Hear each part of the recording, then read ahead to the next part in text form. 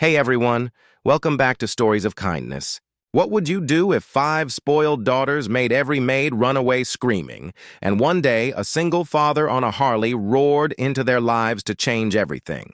This story will touch your heart, so don't forget to hit the like button, subscribe to Stories of Kindness, and stay with me till the end for a twist that will make you believe in second chances. The mansion on Willow Ridge was a fortress of chaos. Inside lived 5 daughters, each more stubborn than the last, all daughters of the late business tycoon Richard Hale. Their father's sudden death had left them wealthy beyond imagination but broken inside. The eldest, Victoria, was 21 and believed no one could ever replace the power her father once had. The second, Hannah, was 19 and spent her days making sure everyone around her felt beneath her. The middle child, Grace, 17, was rebellious and angry, using sarcasm to hide her grief. Then came the twins, Lily and Rose, both only 15 but wild enough to drive any adult insane. Their stepmother had left months ago, unable to bear the emotional storms inside that mansion. Since then, the house had seen more maids come and go than any agency could keep track of. Each maid lasted a few days at best before packing her bags and vowing never to return. Some cried, some shouted, some left midday without collecting their pay.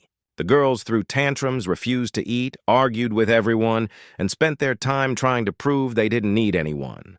The mansion that was once filled with laughter now echoed only with shouting and slammed doors. Then one gray morning, when the autumn wind danced across the driveway, a loud rumble cut through the silence. A black Harley-Davidson came to a stop at the iron gates, its rider removing his helmet slowly, revealing a man in his late 30s, rugged, calm, and wearing a leather jacket that looked older than the bike itself. His name was Daniel Brooks. He wasn't there to deliver anything or visit anyone. He had come for a job.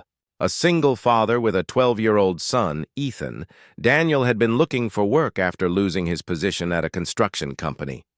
His hands were rough, his face weathered, and his eyes carried the quiet pain of someone who'd seen too much loss. He had heard through a friend that the Hale mansion needed a caretaker, someone who could manage the house, maybe even deal with the impossible daughters if he dared. "You sure you want this job?" The agency woman had laughed. "They've fired everyone. Those girls will eat you alive." Daniel had only smiled. "I've raised a son alone. I think I can handle 5 girls."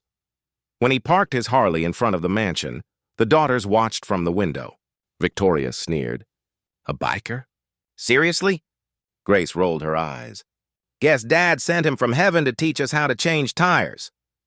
The twins giggled behind their hands. But when Daniel stepped inside, the air changed. He didn't flinch at their rude looks. He didn't bow to their wealth. He simply nodded and said, "Morning. Heard you need help keeping this place in one piece." Victoria crossed her arms. "We don't need help. Especially not from someone who looks like he lives in a garage." Daniel smiled softly. "Then it should be easy to prove me wrong." And with that, he walked past them into the kitchen and began fixing a broken cabinet door without asking permission. That single act stunned the girls. No one had ever ignored their arrogance before.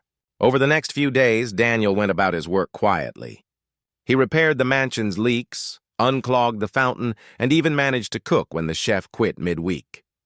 He never raised his voice, never lectured, but somehow his calm made the girls uneasy. One evening, as he was preparing dinner, the twins decided to play a trick on him. They swapped the salt and sugar jars, waiting for him to ruin the food. But when he took a bite, Daniel simply smiled and said, "You know, sometimes life gives you something that looks wrong, but ends up teaching you patience." The girls didn't know how to respond. Grace, watching from the corner, felt something shift. No one had ever reacted like that to their mischief. The next day, Victoria challenged him directly. "You think you can fix everything? Then fix this family." Daniel looked at her quietly. "I can't fix people, but I can remind them what they're worth." That night, he sat on the porch with his son Ethan, looking up at the stars. "You miss Mom?" Ethan asked softly. Daniel nodded. "Every day, but I think she'd want us to keep helping people even if they don't want it." Ethan smiled. "Even girls who act like monsters?" Daniel chuckled. "Especially those. Over time, Ethan began spending time with the twins, showing them how to ride a bike and teaching them simple kindness through his gentle nature. Grace started joining Daniel in the garden, silently pulling weeds beside him, until one day she whispered, "You don't talk much, do you?" He smiled. Sometimes silence is louder than shouting. She laughed for the first time in months. Slowly, the walls around the sisters began to crack. They started eating meals together again. The noise of laughter began returning to the halls. But Victoria, the eldest, resisted the most. She felt responsible for keeping her sisters strong, which meant staying cold. One evening, Daniel found her crying in the study over an old photograph of their father. He didn't say a word. He just placed a cup of tea beside her and whispered, "You can miss him without losing yourself." Victoria looked up, eyes red. "You don't know what it's like to lose everything." Daniel's voice was steady. "Actually, I do. I lost my wife to cancer. I thought I'd never be whole again. But my son reminded me that love doesn't die. It just changes shape." For the first time, Victoria didn't argue. She just nodded slowly. That night, something inside her began to heal. Days turned into weeks, and the mansion slowly became a home again. Daniel fixed more than the house. He fixed the broken hearts within it. The daughters started helping him with chores, laughing with Ethan, even apologizing to the staff who had returned. When Christmas approached, Daniel decorated the mansion with simple lights and a wooden tree stand he built himself. The girls protested at first. It wasn't glamorous enough, but when they saw Ethan hanging a handmade ornament that read, "For Mom," they fell silent. Grace added one that said, "For Dad." By evening, all 5 girls stood beside Daniel, looking at the glowing tree, realizing for the first time in years that family wasn't about perfection. It was about presence. That night, Victoria stood outside as snow began to fall. Daniel joined her quietly. "You brought back something we'd lost," she said softly. "You did that yourselves," he replied. She smiled faintly. "You're not leaving, are you?" He shook his head. "Not unless you tell me to." She laughed, a real laugh, light and free. Inside, the others were singing carols with Ethan, their voices filling the halls that once echoed with anger.